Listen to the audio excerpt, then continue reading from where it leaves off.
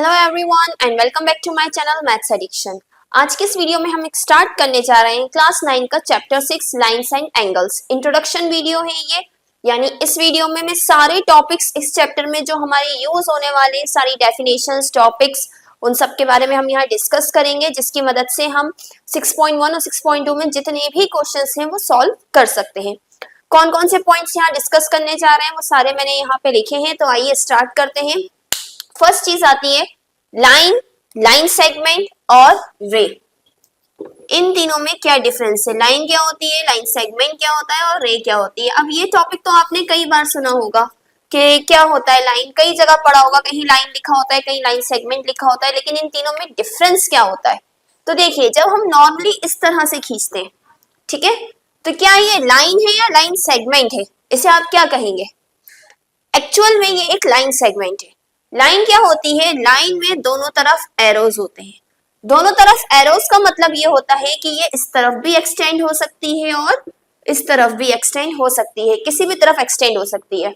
Line segment की अगर मैं बात करूं तो लाइन सेगमेंट में दोनों तरफ एंड पॉइंट्स होते हैं, ठीक है, ये किसी भी तरफ एक्सटेंड नहीं हो सकती। इसलिए आपने देखा होगा जब भी आपको ड्रॉ करने के लिए, आई थिंक 5th-6th क्लास में जब भी आपको ड्रॉ करने के लिए आता था तो लाइन सेगमेंट लिखा होता है, draw a line segment of 5.2 centimetre या 4.5 सेंटीमीटर, इस तरह से क्वेश्चन आता था।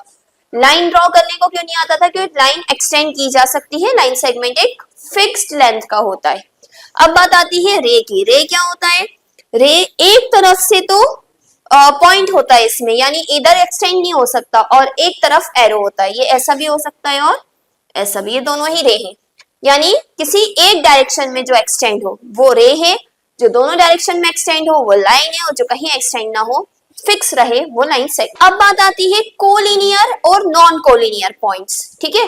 जब भी बहुत सारे पॉइंट्स हो, जब वो एक लाइन में हो, इस तरह से हो कि उनको जब हम जोड़ें तो एक स्ट्रेट लाइन ड्रॉ हो जाए, उन्हें हम कहते हैं कोलिनियर पॉइंट्स, ठीक है। ये क्या है? कोलिनियर पॉइंट्स है।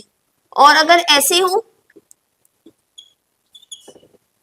तो क्या ये कोलिनियर है? क्या ये स्ट्रेट लाइन बन रही है? नहीं, ये बेंड हो रही है, तो ये क्या है? नॉन कोलिनियर पॉइंट्स, ठीक है।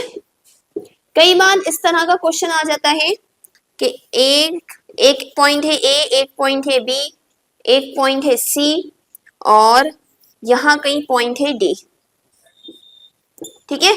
तो इसमें से A B C collinear point है? यस। क्या A B D collinear point है? नो। क्या D B C collinear point है? नो, ठीक है। कोलिनियर पॉइंट कौन से हैं? ए बी और सी। डी इसका कोलिनियर पॉइंट नहीं है। सो अब बात आती है वर्टेक्स, आर्म और एंगल्स। एंगल क्या होता है? जब दो रे को इस तरह से जोड़ा जाए, ठीक है, दोनों रे है ना, यहाँ पे एक पॉइंट है, एक तरफ ये यहाँ एक्सटेंड हो रहा है यहाँ, ठीक है, तो यहाँ पे जो बनता है इसी को हम कहते हैं एंगल। एंगल के टाइप अभी हम देखेंगे, ये सब क्या होते हैं? एंगल्स होते हैं। अब एंगल्स में क्या होता है? एंगल्स बनता है वर्टेक्स और आर्म से, यानी ये दोनों जो है, जो ऐसी दो रे गई हैं, ये और ये क्या है? इसके आर्म, और ये जो पॉइंट है ये है वर्टेक्स। अगर मैं इधर नाम दे दूं ओ ए बी, तो आर्म क्या है इसके? ओ से लेकर ए तक एक आर्म है और ओ से लेकर बी तक दूसरा आर्म है। वर्टेक्स क्या है इसमें? ओ, जो एक पॉइंट है, जिस पॉइंट पे दोनों ये आर्म मिल रहे हैं, उसको हम कहेंगे vertex. Now types of angles. Types of angles वैसे आप सबको पता होगा, ये सभी टॉपिक्स आपने पुरानी क्लासेस में 7th क्लास में, 8th क्लास में सब में पढ़े होंगे, फिर भी मैं एक बार रिवाइज इसलिए करवा रही हूँ ताकि आपको कोई कंफ्यूजन ना हो, ठीक है। तो टाइप्स ऑफ एंगल्स की अगर मैं बात करूं तो एंगल किस किस टाइप के होते हैं? एक होता है जीरो एंगल। जीरो एंगल नाम से ही समझ में आ रहा है कितने डिग्री का होता है? 0 डिग्री का। देखने में कैसा होता है? एक पॉइंट होता है और बस एक रे दिख रही होती है, एंगल नहीं बनता इसमें। दूसरा आता है इसके बाद एक्यूट एंगल। एक्यूट एंगल क्या होता है? एक्यूट एंगल 0 से तो बड़ा होता है, बट किससे छोटा होता है? 90 डिग्री से, ठीक है। तो ये बनता कैसे है? इस तरह से बनता है ये। उसके बाद आता है राइट एंगल। राइट एंगल क्या होता है? राइट एंगल 90 डिग्री का होता है, ठीक है। राइट एंगल किसका होता है? 90 डिग्री का, और ये हमेशा एल शेप का होता है, और इसको यहाँ पे ना छोटे सा स्क्वायर के फॉर्म में बनाते हैं इसका एंगल, ठीक है, बाकी सब सर्कुलर में बनते हैं। फिर आता है ऑब्ट्यूज एंगल। ऑब्ट्यूज एंगल क्या होता है? ऑब्ट्यूज एंगल, अब देखिए 0, 0 से 90, फिर 90, अब ये 90 से बड़ा और 180 से छोटा, 180 से छोटा, ये जो एंगल है ये 90 से बड़ा होगा और 180 से छोटा होगा। ये बनता कैसे है? ये कुछ इस शेप का बनता है, ठीक है, ऑब्ट्यूज हो गया। इसके बाद आता है straight angle. Straight angle 180 degree का होता है, स्ट्रेट लाइन होती है इसमें, ये बिल्कुल ऐसा बीच में बनता है और ये पूरी स्ट्रेट लाइन होती है। सिक्स्थ आता है रिफ्लेक्स एंगल। रिफ्लेक्स एंगल क्या होता है? रिफ्लेक्स एंगल 180 से बड़ा होता है और 360 से छोटा होता है, ठीक है, और ये बाहर की तरफ को बनता है, ऐसा लगता है कि एंगल उल्टा बन रहा है, अंदर बनना चाहिए था बट बाहर बन रहा है, ऐसा दिखता है ये। और सेवेंथ और लास्ट होता है complete angle. Complete angle 360 degree का होता है, 360 डिग्री का होता है, और इसको शो कैसे करते हैं? जिस हमने जीरो एंगल करा था ना, बस इस पे एंगल बनता हुआ ऐसे दिखा देते हैं कि ये जो है पूरा सर्कल कंप्लीट होकर के बन रहा है, ठीक है। तो ये 7 टाइप्स के एंगल होते हैं, जिसमें से acute, right, obtuse, straight, reflex, ये सारे आपने बनाए होंगे। जीरो एंगल और कंप्लीट एंगल बहुत कमी से बनाने को आता है, एग्जाम में ऐसे बनाने को नहीं आता है, बट फिर भी आपको पता होना चाहिए, ओके। अब बात आती है पेयर ऑफ एंगल्स के बारे में, ठीक है। यहाँ पे मैंने वैसे कॉम्प्लीमेंट्री और सप्लीमेंट्री लिखा था सिर्फ, लेकिन इसमें एडजेसेंट एंगल्स भी आते हैं, लीनियर पेयर भी आते हैं, तो मैंने कहा सारे पेयर ऑफ एंगल्स सारे ही एक्सप्लेन कर देते हैं। तो इसमें सबसे पहले हम समझते हैं कॉम्प्लीमेंट्री और सप्लीमेंट्री एंगल्स।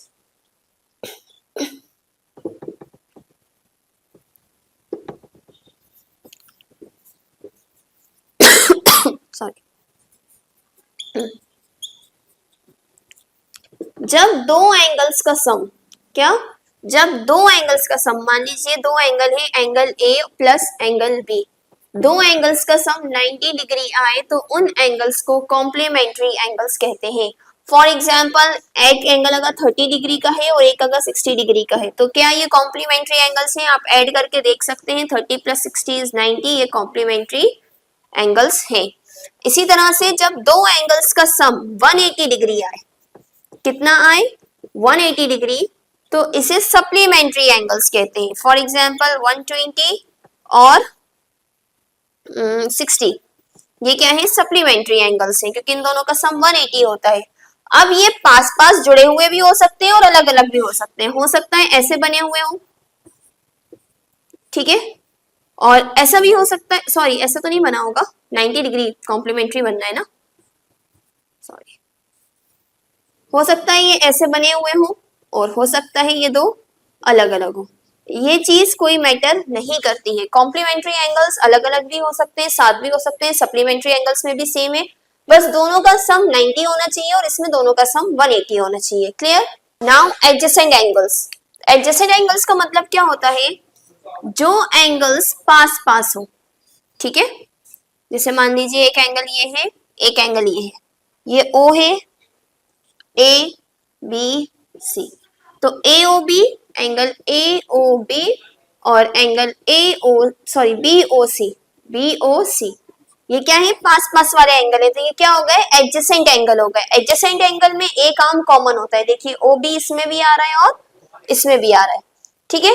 लीनियर पेयर क्या होता है? जब भी एडजेसेंट एंगल्स मिलकर 180 डिग्री बनाए, ठीक है, मान लीजिए दो एडजेसेंट एंगल है, पास पास वाले एंगल है, ये है 110 और ये है 70 डिग्री का, तो ये दोनों मिलके कितना बना रहे हैं? 180। जब भी एडजेसेंट एंगल मिलके 180 डिग्री बनाए तो उसे हम लीनियर पेयर कहते हैं। सप्लीमेंट्री, और इसमें थोड़ा सा कंफ्यूज मत होइएगा, लीनियर पेयर सिर्फ वो एंगल्स होते हैं जो एडजेसेंट भी हो, ठीक है, पास पास होने चाहिए इस तरह से, जबकि सप्लीमेंट्री में ऐसी कोई कंडीशन नहीं है, कोई भी एंगल जो मिलके 180 डिग्री बने वो सारे सप्लीमेंट्री होते हैं। यहाँ पर एक और शर्त है कि एडजेसेंट होना चाहिए, पास पास होना चाहिए। अब आते हैं लास्ट टॉपिक पे, angles formed by parallel lines. सबसे पहले तो पैरेलल लाइंस क्या होती हैं? दो लाइंस जो इस तरह से दिखे कि ये कितना ही एक्सटेंड कर लो कभी जाके नहीं मिलेंगी, उनको हम पैरेलल लाइंस कहते हैं। जैसे कि यहाँ पर L और M क्या है? पैरेलल लाइंस है। अगर मैं कहूँ एक लाइन AC है जो कि N है और एक लाइन AC है जो कि Q है, अभी तो ये नहीं मिल रही है ना, लेकिन आगे कहीं ना कहीं जाके तो ये मिलती हुई लग रही है कि हाँ ऑप्शन है कि अगर हम इसको और इसको बढ़ाएं तो मिल जाएगी। तो ये पैरेलल नहीं है। पैरेलल लाइंस क्या होती हैं? जो ना मिले और ऐसा लगे कि आगे भी कहीं जाके नहीं मिलेगी, कितना ही आप इसको एक्सटेंड कर लो, ठीक है। तो ये पैरेलल लाइंस होती है। इनमें एक लाइन अगर मैं एक ऐसी ड्रॉ करूं जो इन दोनों को कट करती हुई जाए तो ये होती है ट्रांसवर्सल लाइन, ठीक है। यहाँ पे L M के पैरेलल है, N क्या है? ट्रांसवर्सल। ट्रांसवर्सल मतलब दो या दो से ज्यादा पैरेलल लाइंस को कट कर रही है, ओके। अब इस पे एंगल्स बन रहे हैं 8, 1 2 3 4 5 6 7 8, इन्हीं पे बनेंगे ये सारे एंगल्स जो हमने यहाँ लिखे हैं। सबसे पहला आता है ऑल्टरनेट एंगल्स। तो ऑल्टरनेट एंगल्स में हम क्या देखते हैं? ऑल्टरनेट एंगल्स भी दो टाइप के होते हैं, इंटीरियर और एक्सटीरियर। इंटीरियर मतलब अंदर के एंगल्स। पहले मैं इंटीरियर ऑल्टरनेट की बात करती हूँ, ठीक है। इंटीरियर ऑल्टरनेट कौन से होंगे? बाहर के मैंने एंगल्स हटा दिए हैं, इंटीरियर मतलब अंदर के, इंटीरियर ऑल्टरनेट एंगल्स, ठीक है। अब देखिए यहां पर इसको जब मैं क्रॉस करूंगी 3 और 5 4 और 6, यानी एंगल 3 एंगल 5 का ऑल्टरनेट है और एंगल 4 एंगल 6 का ऑल्टरनेट है, ठीक है। आपको एक प्रॉपर्टी भी पता होना चाहिए, आपके चैप्टर में भी दी है ये, कि interior sorry alternate angles are always equal. जितने भी ऑल्टरनेट एंगल्स होते हैं, 3 5 का ऑल्टरनेट है, 4 6 का, चाहे वो इंटीरियर ऑल्टरनेट हो या एक्सटीरियर ऑल्टरनेट हो, वो हमेशा बराबर होगा। अब इस फिगर में एक्सटीरियर ऑल्टरनेट एंगल कौन से हैं, वो कैसे निकालेंगे आप? तो देखिए यहाँ क्या था 1 2 और यहाँ था 7 8। इंटीरियर वालों को हटा दीजिए, अंदर के एंगल्स को हटा दीजिए और इसको क्रॉस कर लीजिए। 1 है 7 का और 2 है 8 का, ठीक है। ऑल्टरनेट एंगल्स, जब सिर्फ ऑल्टरनेट एंगल्स पूछे तो ये चारों ऑल्टरनेट एंगल्स हैं, चारों पेयर, ठीक है। एंगल 3 एंगल 5 का ऑल्टरनेट है, 4 6 का ऑल्टरनेट है, 1 7 का और 2 8 का ऑल्टरनेट एंगल है। इंटीरियर पूछे तो ये लिखे हैं, एक्सटीरियर पूछे तो ये लिखा है, ठीक है। नेक्स्ट में आते हैं को इंटीरियर एंगल। अब इंटीरियर तो आपको समझ में आ ही गया होगा कि लाइन के अंदर वाले एंगल्स की बात करेंगे हम, बाहर वाले की बात नहीं करेंगे। को का मतलब क्या है? को का मतलब सेम साइड पे। अभी हम क्या एक इधर का देख रहे थे, एक इधर का, है ना? नहीं, अब हम सेम साइड का देखेंगे। तो को इंटीरियर एंगल यहाँ कौन सा है? 3 और 6 को इंटीरियर है और 4 और 5 को इंटीरियर है। अब इसकी प्रॉपर्टी क्या है? जैसे ऑल्टरनेट एंगल की एक प्रॉपर्टी थी कि वो बराबर होते हैं, इसकी प्रॉपर्टी होती है कि को इंटीरियर एंगल का सम हमेशा 180 डिग्री होता है। जब भी आप इनको प्लस करेंगे तो इनका सम 180 डिग्री आएगा, okay. Now comes vertically opposite angle. Vertically opposite angle क्या होते हैं?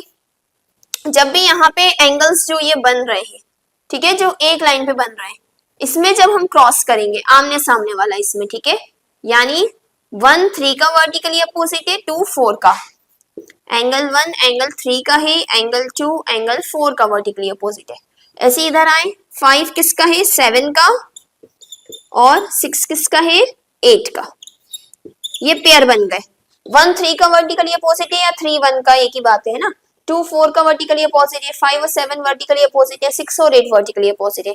इनकी प्रॉपर्टी क्या है? अब ये कैसे होते हैं? ये भी हमेशा ऑल्टरनेट एंगल्स की तरह इक्वल होते हैं, जैसे कि ऑल्टरनेट एंगल्स इक्वल होते थे, ठीक है। अब बात आती है करस्पॉन्डिंग एंगल्स। करस्पॉन्डिंग एंगल्स क्या होते हैं? करस्पॉन्डिंग एंगल्स आपको यहाँ पे दिख रहा है, दो लाइन से, है ना, दो पैरेलल लाइन से ना, एक ऊपर एक नीचे, तो सेम साइड वाला, यानी लाइन के ऊपर और राइट में, यानी 1 और 5 दिख रहा है, 1 और 5 ये करस्पॉन्डिंग होंगे, ऐसी लाइन के ऊपर लेफ्ट में एंगल 2 और एंगल 6 ये करस्पॉन्डिंग होंगे। ऐसे ही लाइन के नीचे वाले एंगल्स में लेफ्ट वाले के साथ यानी 3 और 7 और राइट वाले के साथ 4 और 8 ये करस्पॉन्डिंग एंगल्स है। करस्पॉन्डिंग एंगल्स की प्रॉपर्टी भी सेम होती है वर्टिकली अपोजिट और ऑल्टरनेट की तरह कि करस्पॉन्डिंग एंगल्स भी हमेशा इक्वल होते हैं।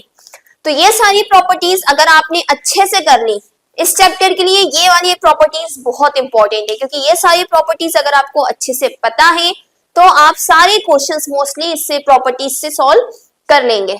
तो आज की वीडियो में इतना ही। आई होप आपको सारे कंसेप्ट समझ में आए होंगे। जो भी डाउट हो आप कमेंट सेक्शन में पूछ सकते हैं। इसी तरह की और वीडियोस के लिए please do like share and subscribe to my channel. Thank you.